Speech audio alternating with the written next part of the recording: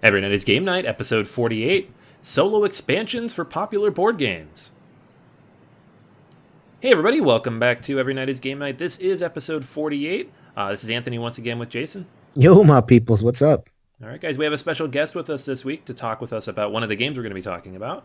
Welcome, Brad Tolton. Thanks, glad to be here.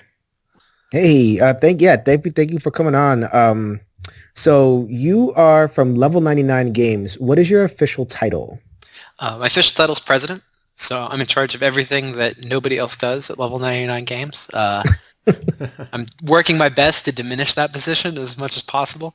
So, but we make games. I do design, I do the publishing, I do the marketing. Pretty much whatever's got to happen. You're the founder, right? You're just this is your baby. This started in your basement or attic or wherever you make board games. Yep, this is the dream. Mine, anyways.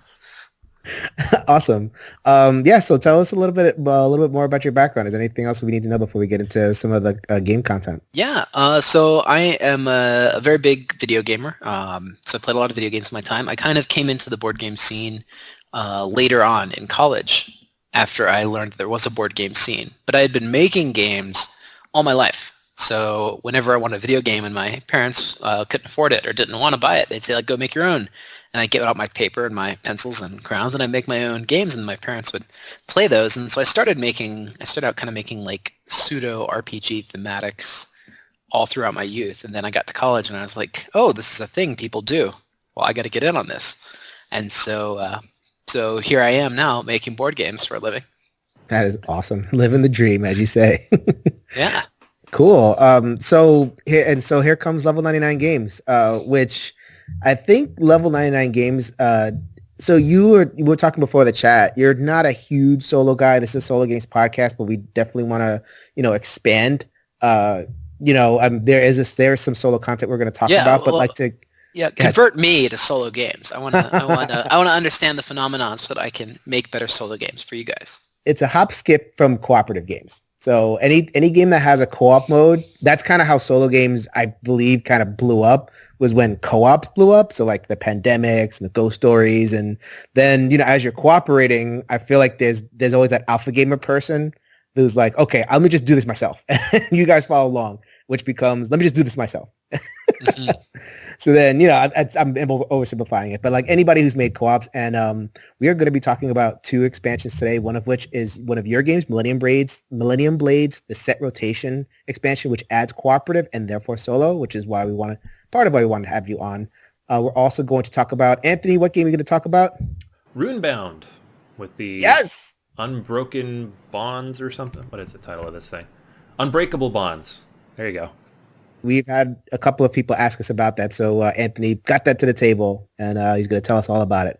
But first, we want to talk a little bit about Level 99 Games, especially because you guys just really, you have a couple of titles, which solo players and a lot of players might know: BattleCon, Pixel Tactics, Exceed, the smaller box games, Millennium Blades, and Argent the Consortium, the larger box games, all of which have expansions, and all of which have multiple expansions. So maybe you could talk a little bit about, the process behind, developing these games and how you kind of work expansions into the mix there. Yeah, well, so expansions kind of come naturally from the Kickstarter culture that surrounds our games, but also we spend a lot of time on our mechanics and a lot of time on world building.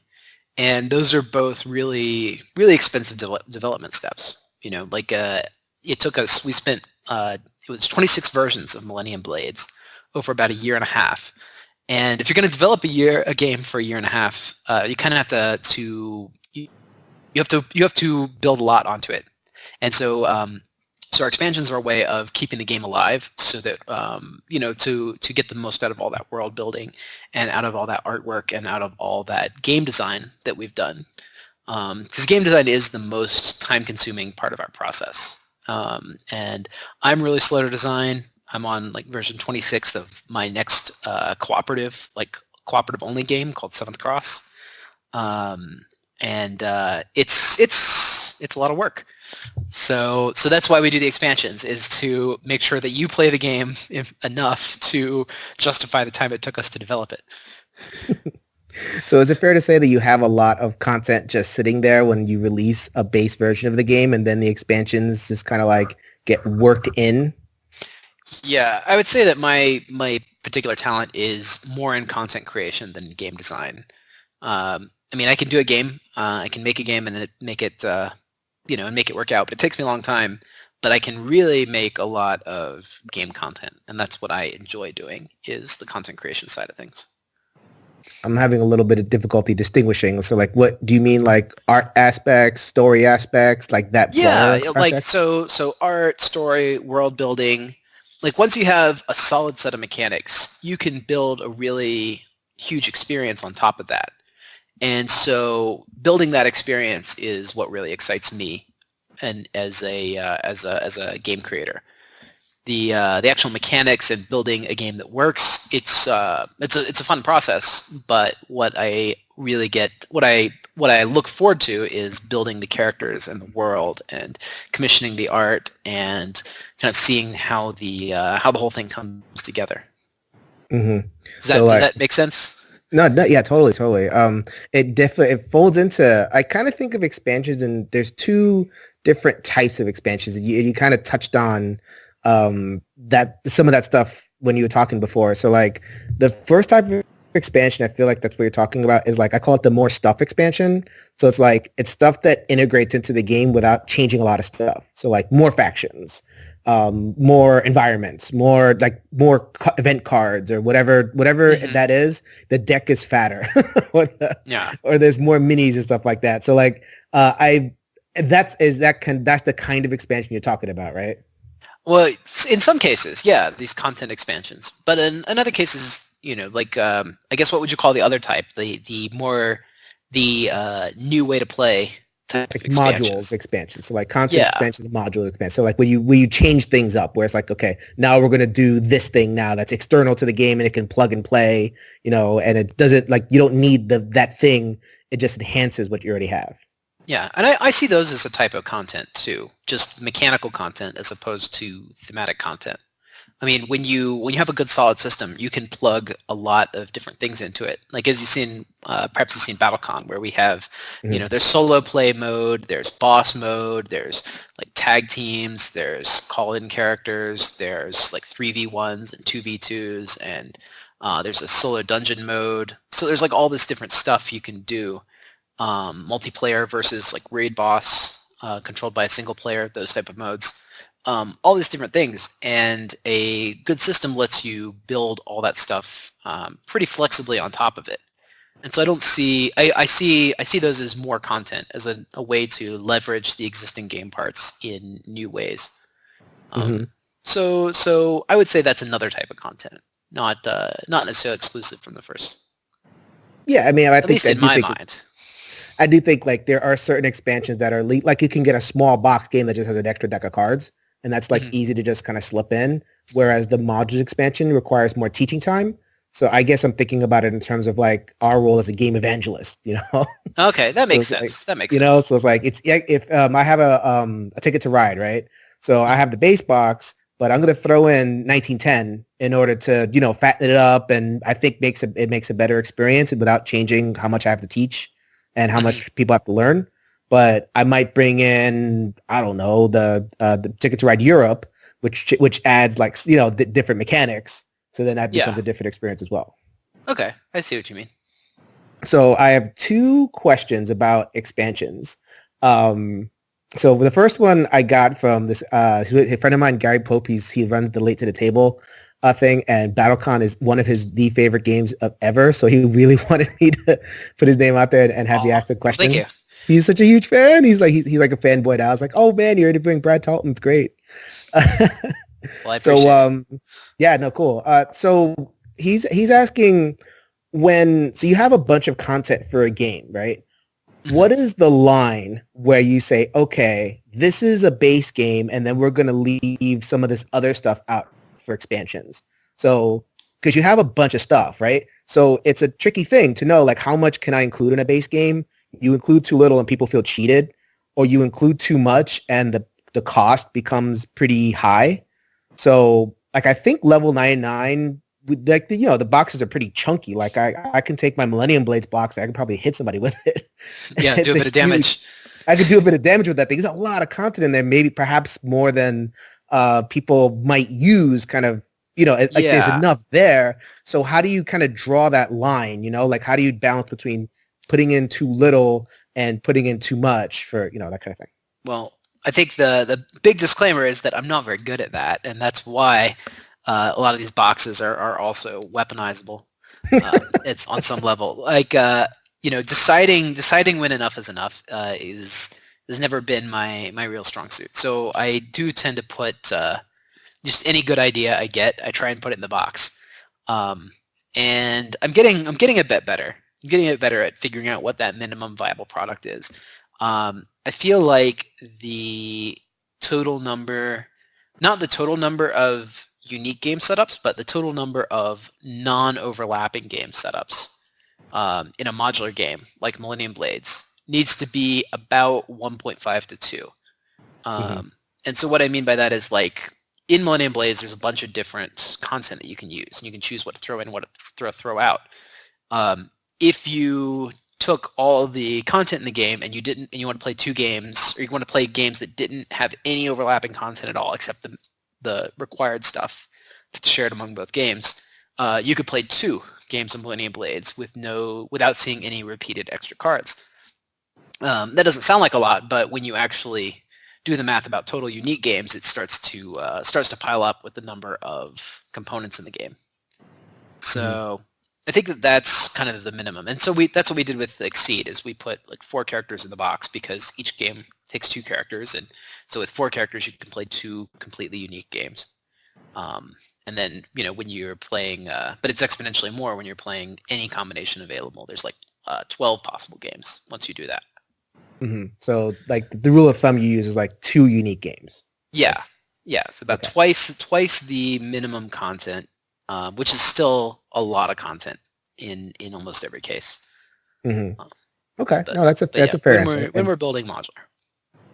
That's definitely a fair answer, especially because, like, we'll get into, I know people might be asking, like, oh, what is this Millennium Blades thing? We will get into that in the second part. I wanted to talk about this expansion stuff first, because it just felt like a good design type question, just as, from the blimp, a design question, and we'll get into that later. So the other question is, this may be a little bit of a tougher question to ask as a publisher, but and I don't think Level 99 is guilty of this. I'm thinking of some other companies in particular, but like, how do you approach the accusation that expansions after a certain point become money grabs? Like we're just milking the cow over here, and it might not be even that great, but it sells and it's going to keep on going. Well, I think my response would be that that there's no problem with milking the cow as long as you enjoy milk. I mean, if the expansion is good for a game that you enjoy, then more is better. If you stop enjoying the game, then then stop buying expansions, and we'll adapt and print new stuff. But I think there is some. Publishers are a bit guilty, and I think the gamers are a little bit guilty too, in that we have this fascination with having everything, and we'll instinctively, like a game we haven't played in 2 years, a new expansion will come out, and we'll be like, oh, that's a day one purchase for me. But like, really, it's not good for the industry if you buy things that you're not really excited about, or that you won't play, and it's not good for publishers because it gets us in the mindset that people really, really want more of this stuff. So, I mean, for a more practical answer, when we're deciding if we're going to do expansion, we look at the sales numbers for the original game, and we look for the sales numbers for previous expansions. So, like for Pixel Tactics, right? Like Pixel Tactics 1 sells, let's say, like 100 units, and Pixel Tactics 2 sells 50, and then 3 sells 30, and then 4 sells like 25, and then 5 sells like 20. Well, we're probably not going to make 6 because the trend just continues on. So what we do in that case is we look for alternatives, like we did Mega Man Pixel Tactics, and we're probably going to do a few other specialty sets, which are not just numeric additions, it's not just more expansions in the chain. So I guess maybe that's not the answer that you're looking for. Like, yeah, they are money grabs, but if people want that content, then that's kind of what a publisher's job is to deliver the content that people are after. So I didn't want a particular answer. I apologize if I gave that impression. I was like, oh, well, I don't think it's the answer. I don't think it's a lot of the answer that people expect. But no, I'm not here to defend that behavior to you. It's absolutely about expansions are absolutely about the money. They're much cheaper to produce than base games. Mm-hmm. Yeah, and I think like you hit on something pretty important where it's like, sometimes people will commit themselves to buying an expansion before they even see what thing is. So it's like the publisher sees a number of pre-orders and interest on BGG, and it's on the hotness or whatever it is, and they haven't even done anything. Like they haven't even reviewed it. It could be not a great expansion, but the buzz is there.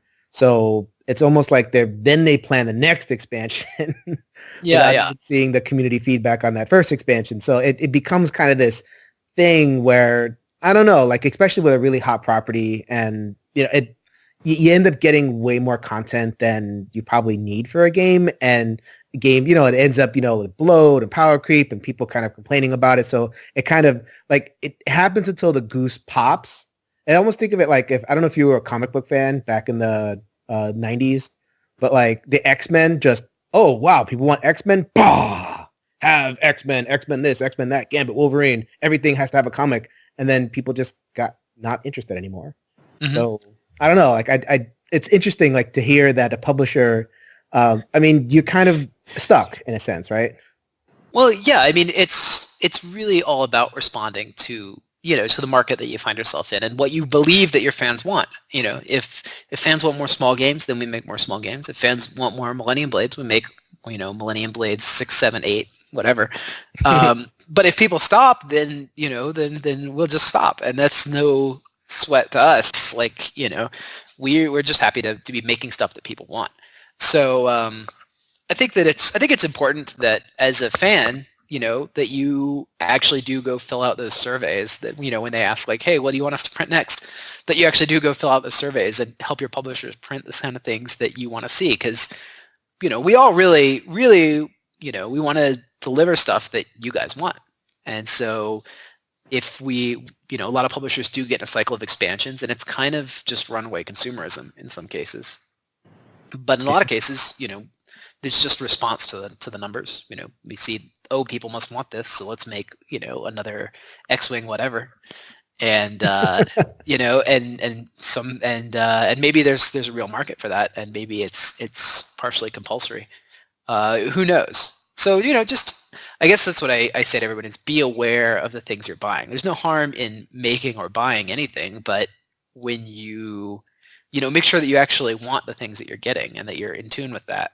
Because sometimes owning a thing can start to justify itself. Yeah, I definitely hear that. So in that spirit, we wanted to talk about 2 expansions that are pretty noteworthy. One of which we mentioned earlier, the new Runebound expansion. People on all over where social or solo gamers are playing, like people have been getting it. It's just come out, and I think they're people really excited about it. So Anthony got a chance to get it on the table, and he's going to tell us about it. Yes. Yeah. And I'm not the normal adventure game guy, so this should be an adventure, guys. Yeah, the wrong person got that expansion. Yeah. It's one of those things where I'm like, I have a copy of Runebound, and I'm like, well, this makes it solo, so maybe I'll actually play it. Yeah, so there we go. Now I have it. Yeah, so Runebound, it's not a game I had played really at all. I've had a copy for a little while now, but didn't really get a chance to get it to the table with other people. And from what I've heard, it can be a long, grinding game with other people, so maybe I'm glad for that. But the basic idea of the game is that you're a character running around, flipping over these cards based on where you go to go on various adventures. And then those things, sometimes are quests where you have to go to a certain location and roll dice. And sometimes it's an enemy you have to defeat. And sometimes it is just an event of some sort that happens. And you're trying to defeat some big bad boss. Whoever beats the bad boss first wins. The cool thing about the game, to me, the things that stood out immediately to me that I liked were the dice in it are not really for combat, they're for movement. You roll dice, and then they have various types of terrain on them, and then you can move to those types of terrain, which is kind of cool. And they're also used for matching different things. The combat is actually done with combat tokens, which are two-sided cardboard tokens, and you flip them like coins, or you can shake them up like dice and drop them. And then there's all sorts of ways to manipulate them and flip them over and do cool things with them. So it ends up being kind of a little more puzzly. Feels a little bit more like a game than just rolling some dice and being like, my 5 beats your 4. Yeah. It's always so exciting. So that got me interested and was enough to get me into Unbreakable Bonds. And Unbreakable Bonds is a cooperative solo expansion. And it is not just cooperative. On the box it says cooperative and solo, but basically it's cooperative rules in the rulebook, and it says don't do these things if you're playing solo, and do this. So it is a cooperative game. You just make some tweaks to it. The cooperative section of the game does come with some new rules for trading, for leaving things. You can actually load up some goods in an envelope and leave it for another character to come pick up. Joining into parties, there's party skills. You don't use any of that in the solo, obviously, because you're playing with one character. But it's a cooperative game, so if you want to play with multiple characters, why not? You can. Obviously, we do that with all the other games. And then the interesting thing that they add is combat boards. So in the normal game, when you pull an enemy card, the person to your right is going to play that enemy, and they're going to make decisions with those tiles with the intent to defeat you, like often happens in these games. Now what they have are these combat boards, and the combat board is basically a pre-programmed board that has the different action icons that could be on those discs that you're flipping in order, and then those have special abilities based on which class it is. So each of the cards you pull has a class on it. It could be a mystic or a warrior or a trickster. There's 4 of them, and the abilities are different based on those. So that's pretty cool too. And then they have special abilities that come out sometimes. And so it's basically makes it so you can program it and run through it by yourself and not have to do it, make decisions against yourself, which is never fun in a solo game. You know, what's the best decision here? And the rulebooks always tell you make the one that sucks the most. But, you know, sometimes you don't do that because you don't want to die. So the combat boards are interesting. And then that's really the major change. Obviously, the scenarios that come with this are a little bit different. I don't know if all of the base game scenarios work here. And I think it comes with one of the ones from the original base.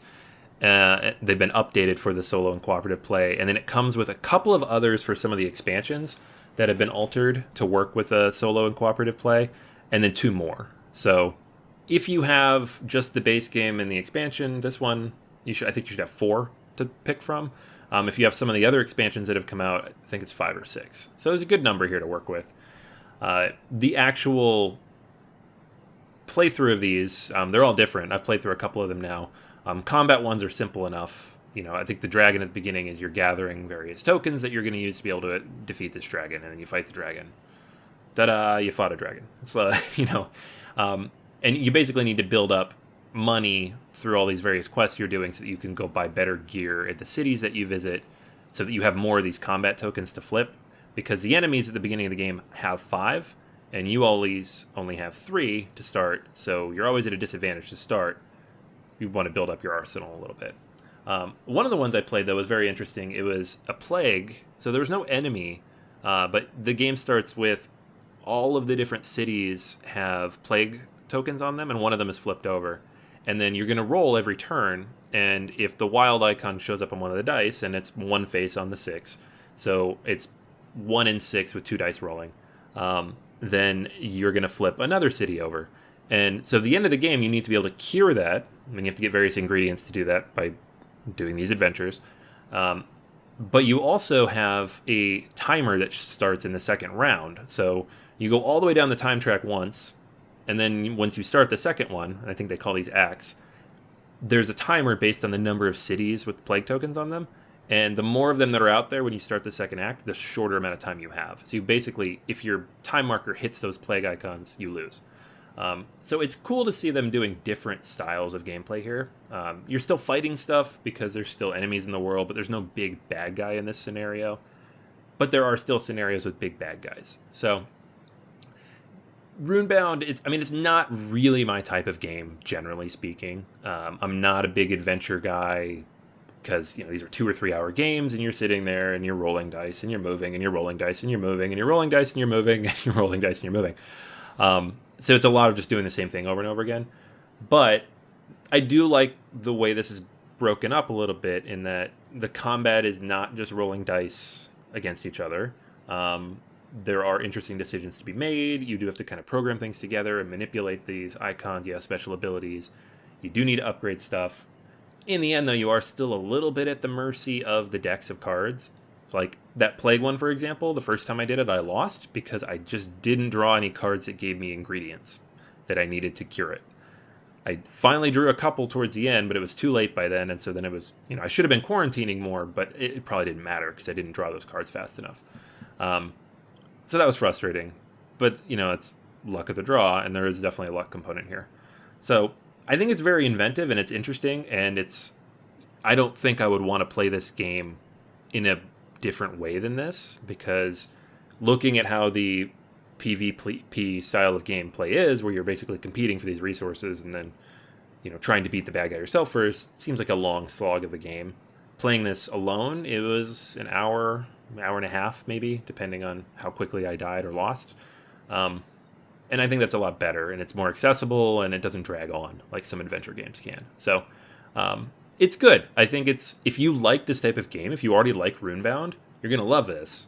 If you're like me and you're more of the Euro puzzly type of guy, make sure you try out Runebound first before going out and purchasing this and making sure it's the type of game you're going to play, because it is still Runebound. It doesn't actually fundamentally change that, but it does find an interesting way to let you play by yourself without having to download the old style whatever the fan made version was up that it was before. So interesting. Mm-hmm. I like it. So, in your opinion, could they have included this in the base box? Oh yeah. It's almost like it was an afterthought, and they're like, oh, people seem to be only playing it this way. I guess we'll make a rules for that, because there aren't a ton of components in the box aside from, there's a whole bunch of new cards that need to be added because you're playing cooperatively, but the only real mechanics they change are they added the combat boards and they gave you tokens so you can save actions between rounds. So if you have an extra action at the end of a round, you can save it for the next round, which is really useful, and that's a huge change, but that could easily have been in the base game. So yeah, because Runebound 2nd Edition played solo out of the box. So when Runebound 3rd Edition came out and it played 2 to 4, people I think were rightfully wondering, what the heck, I like playing Runebound solo 2nd Edition. Why can't I, do it out of the box in 3rd Edition? And then this expansion comes out, which sounds like a lot of fun. I mean, I think Runebound in general is fun, but just to kind of dovetail off of some of the stuff we were saying before, it feels a little bit money grabbish. Let's get a little bit of extra dough for people who've been waiting for solo, even though it could have been included in the base box. I don't know. Maybe I'm too cynical, but that I just can't shake that feeling because 2nd Edition came with solo out of the base box. Yeah, I don't know. Know. Having not played that 2nd Edition solo, I can't say one way or the other. If that was even, I know people liked it, so I know it was effective. But I think there was some homebrew component to that too, at least a little bit. People would tweak it.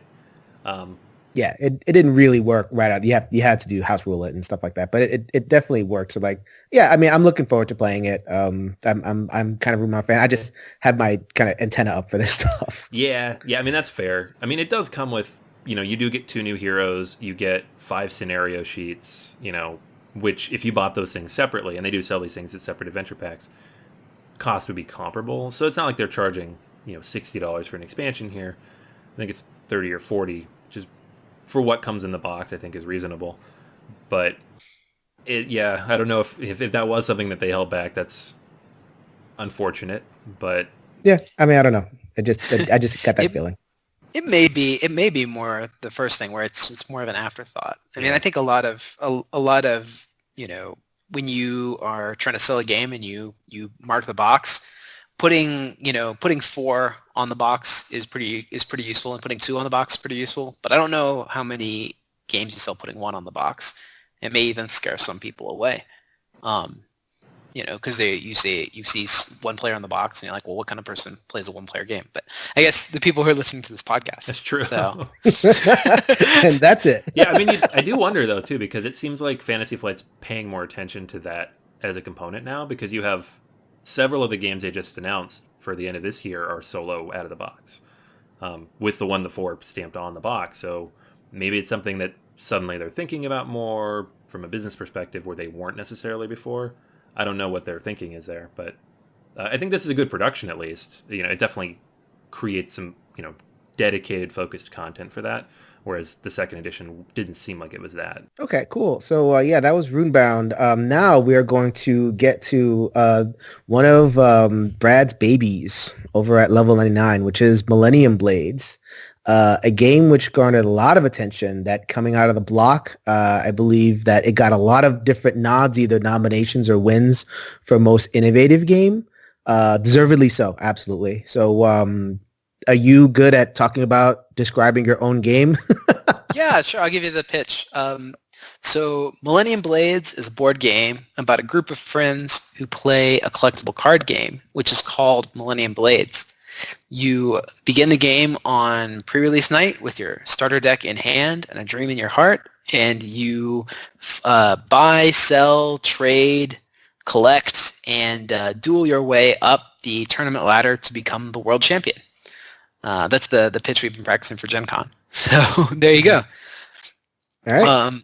But yeah, we recently released, do you want me to talk about set rotation? Or yeah, well, but let's get to just talk a little bit more about the base set first so people know. So the base set is not cooperative.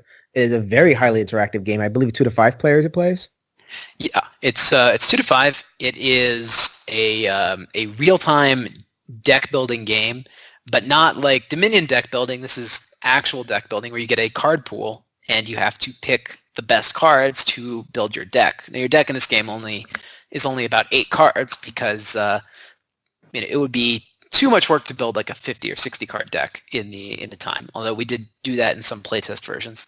But if you are the kind of person that enjoys like a sealed tournament at Friday Night Magic, then Millennium Blades is the kind of game that's for you. It's definitely about discovering the order in this chaos. And the deck building is totally real time. So you, much like Galaxy Trucker, you have as much time as you have a limited amount of time to do all of these different interactions. So the deck building portion of the game does feel very solo, and that you can interact with the board without having to interact with the other players. It can be as interactive or as non-interactive as you want. Yeah, so you have to come up to a table of players playing Millennium Blades, and they're just totally silent, and they're all deep in their cards and trying to figure out these combos. And you're like, well, what are you guys? Are you guys having fun? And they're like, oh, this is great. But go away. We're building decks. That's usually the response I get. So it's that kind of game. Yeah, I think that's pretty much all there is to say about it. Yep. So in the deck, there's that deck building phase, but then you actually get to play too. So like I think of a game like Role Player where it simulates character creation, but it doesn't actually let you do the adventuring part. This game has ways in which you could do both. So like you could do the deck building, and then there's a tournament where you take that 8-card deck you just play, and you hit each other and earn stars. And I mean, it's not like a death duel, like a Magic type duel. You're just kind of earning points. Yeah, it's free for all, so everybody's involved all the time. Nobody gets knocked out.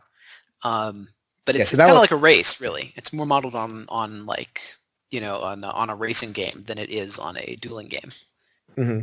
So then set rotation introduces cooperative mode and pretty much therefore solo mode. I think the co-op mode is more of the show in the game. So do you want to break down what the co-op mode includes? Yeah. So like you said, the solo mode kind of flows naturally from the co-op mode. In the co-op mode, a bunch of players or one player, one or more players up to 4 can take on the boss decks, and these bosses have a set deck of cards that they play. The cards are really powerful, and so you can look through the boss's deck, you can see what they're capable of, you can start building your deck in that time limit, and try to outrace the boss in points with all of your collective points versus theirs. And they start with a pretty big, usually the bosses have a large flat handicap, and then a bunch of very disruptive cards. So the bosses will start with 200, 300 points, and among your players, you have to come up with that many points while avoiding all of the attacks that they're doing against you. So having your own amount of real time to look through your decks, having your own store pool that you can buy and sell and trade from, your allies that are building their own decks, and knowing what the boss is going to be throwing at you, you take all those factors in a limited amount of time, make your decisions, build your decks, and see if you can outthink the boss's incoming attacks. Mm-hmm. Yeah. So like and they're like really, like you were saying, powerful decks. Like they're the basic like game enders that you get in a lot of CCGs, like that mythic rare type deal where it's like, okay, all of your creatures below 6 health are just dead. It's like, oh, ow. Yeah, and they throw one of those every single turn. Yeah, and or in this game it would be, if you're above 100 points, lose 100 points. Yeah. Damn it. Or like as many whenever whoever has the most points among you, whenever they get points, the points go to the boss instead. And so if you don't deal with that and you just play your deck, you could be in real trouble. So was there like a kind of community, you mentioned before about expansions coming out of community feedback. Was there a lot of community desire for a cooperative version of the game, or was it just like you had a bunch of ideas, you thought it would be cool, and you just went at it? I think a lot of our fans enjoy the cooperative games, and we haven't really dabbled much in co-op. Like I said, I'm working on one now, but we haven't offered a whole lot in the co-op arena yet. And I think that this kind of came naturally from the racing aspects, because we thought, oh, well, if you're just racing for points, why don't we just set a target and we all pool our points together and play against that target? And then, oh, well, let's make that a little more interesting. Let's have some dangerous cards that our enemy is playing against, and then so it's a very simple cooperative mode. You don't have to do much different than you would do in a normal game, except be aware of what the boss is capable of doing back to you. So in that case, I'd say it rises pretty naturally out of the base game, and you can play. You really don't have to teach any new rules for the co-op game. Cool. Yeah. So actually, I was mentioning to you before the cast. I'm glad you mentioned Galaxy Trucker. I put Millennium Blades in a category of games like Galaxy Trucker or like Time Stories or like these games that hit the really innovative category like every year on the different awards. And they're either like home runs or strikeouts. So they're giant swings. Definitely love it or hate it type of game. Yeah. Yes. There's not a lot of people are going to walk away from Millennium Blades going, that was okay. You're either going to have the time of your life and it's going to be like, wow. Or so I played this in my home group, and my home group tends to more, kind of not like dumb games, but like, more shorter games, lower information. There was so much information on the cards that it was like watching, I don't know, like ice melt or something. It was so overwhelming, like, because like you mentioned before, that's where I kind of asked the question about the giant box of Millennium Blades and how big did you want it? Like, you see this giant box, you see all these cards, and every single card has unique text. Every single card. And there's how many cards? You probably know the answer offhand. There's about 750 cards in the base game. Yeah. And maybe you get a double of a couple of them. Yeah, but mostly they're unique. I know there's at least 300 unique cards in the game. Yeah, so it's just a giant information dump, and I think if you you will hurdle that dump if you love CCGs. If you can only like CCGs or you're not into it, I think the information hurdle might be like just an incomprehensible barrier for you, which will trigger the hate. But I mean, you're making expansions, and you've not only made the small box expansion, you've made set rotation. You're playing with the mechanics of it, which means it must be doing pretty well. Yeah, we're having a lot of fun. We're actually planning another like set rotation size box in probably next year later on. Called Collusion, which is got team play involved. So Millennium Blades Collusion will allow you to have team members on your tournament team. But I think what you said about the information, like, you have to be the kind of player that when you look at you open up a pack of CCG cards, and the exciting thing is, well, how can I make all this come together? Where's the order in this chaos? And if you are the kind of person that likes sifting through a box of cards to create the ultimate combo, then it'll click. But if that's not your cup of tea, then it's there's nothing here for you. So yeah, so very much one way or the other. Mhm. But we do enjoy playing with the mechanics, and we've got a lot of fun things planned for Collusion and the future beyond with Millennium Blades. Cool. So I played the solo mode. I think the solo mode suffers a bit, and I think it definitely it tells that Level 99 just kind of making this turn towards co-op and solo, because I think that there are some elements that could have been done a little bit better. Like I asked about the aftermarket. So when in the cooperative game, you're the aftermarket. So basically how it works is that when you have a card and you sell it, it goes into an aftermarket and then it's available for everybody.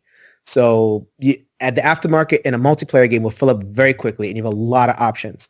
So, and you can actually request of players, hey, go into this, you sell this, and I'll pick this up, and da-da-da-da. And that's part of the thing.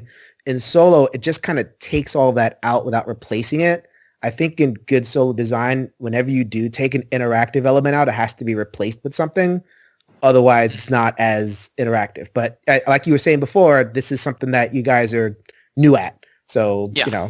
Absolutely. And I guess friendship is kind of the same way too, because, well, I don't know about that, because victory points aren't as important there's no victory points in the solo game. You either beat the boss or you don't. So, but that is a mechanic that is missing, and the collections, I believe collections were replaced in solo mode. Mm-hmm. Yeah, I think they were also taken out. So you took out a lot without replacing. So in terms of people who are looking at this for solo, there are some issues with it. I believe the interactive element is the way to go. But if you think this game just sounds really cool, if you're a Magic player and you don't get, like, because there is no Magic solo really. I mean, you could do online, but if you want that kind of high real-time interactive experience and just a really, really inventive game, I definitely recommend this game. Well, thank you. So yeah, I think that's it. Thank you for tagging along with our expansions. Please hang around so we can have some more discussions.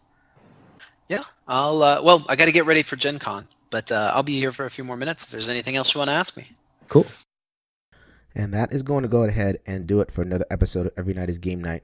We would like to thank Brad for making the time pre-Gen Con, which was really, really awesome. He came and did an interview even though he's in the middle of prep, which was really great. So thank you very, very much, Brad. If you want to hear more from him, as you heard at the end of the episode, we did record more content. He talks about not only some more thoughts about expansions, but Seventh Cross, which is a new Kickstarter that Level 99 has coming out.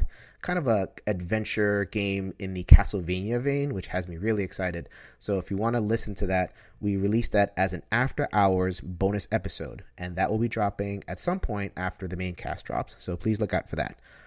We invite you to do that, and we also invite you to check out BoardGamersAnonymous.com. If you have not checked out the site, now is a great time to do so because we have relaunched. It looks better than ever, and we are doing a giveaway. Yes, giveaway. Free stuff. In this case, it is $50. For 3 winners, all you have to do is log onto the site and follow directions. That's basically it. So if you're into free stuff, you want some money, then, win-win for everybody. You can also find us at ENGN_podcast on Twitter. You can find us on Facebook at Board Gamers Anonymous. We also have a BGG guild. Just check out the Board Gamers Anonymous guild on BGG. And any place that rates podcasts, so like iTunes and stuff, throw us 5 stars, throw us a review. We'd love to hear from you, and we'd love those ratings because it bumps up the it makes the podcast easier to find. So yeah, that's gonna go ahead and be it for another episode. So until next week, grab a solo game off the shelf and let's make every night a game night.